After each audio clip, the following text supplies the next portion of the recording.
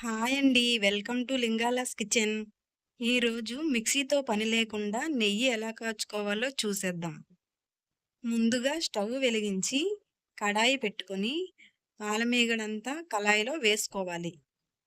గడ్డ కట్టిన మీగడంతా కరిగే వరకు గరిటెతో కలుపుతూనే ఉండాలి.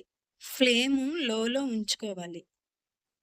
కడాయి అంచుకు అంటుకున్నటువంటి మీగడ్ని గరిటెతో నెమ్మదిగా తీస్తూ మెల్లిగా కలుపుతూ ఉండాలి.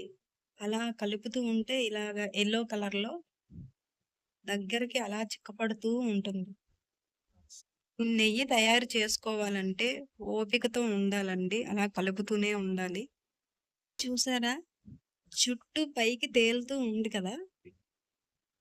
చూడండి ఇప్పుడు గరిటెతో ఇలా సైడ్‌కి తీస్తాను. అదేనండి నెయ్యి. ఈ డస్ట్ అంతా బాగా మరిగించి అది నల్లగా అయ్యేంత వరకు దాన్ని కలుపుతూనే ఉండాలండి. అప్పుడు స్వచ్ఛమైన నెయ్యి పైకి తేలుతుంది. స్టవ్ సిమ్‌లో ఉంచుకొని నెయ్యి అంతా పైకి తేలే వరకు గరిటెతో అడుగు అంటకుండా కలుపుతూనే ఉండాలి. అలా కలుపుతూ ఉంటే చూడండి ఇలా పూసల్లాగా మేగడంతా విరిగింది కదా!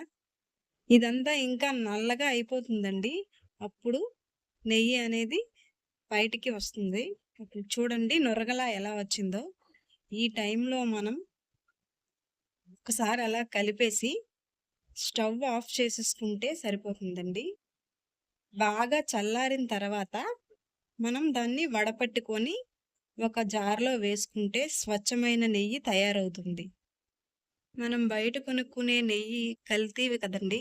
అదే ఇంట్లో ఇలా తయారు చేసుకుంటే మనం వండుకున్న వంటకాల్లో ఈ నెయ్యి వేసుకుంటే ఆరోగ్యానికి ఎంతో మంచిది. ఆవు పాల మీగడ కాబట్టి నెయ్యి యెల్లో కలర్‌లో ఉంది. గేదె పాల మీగడతో నెయ్యి కాస్తే వైట్‌గా ఉంటుంది. Thank you for watching.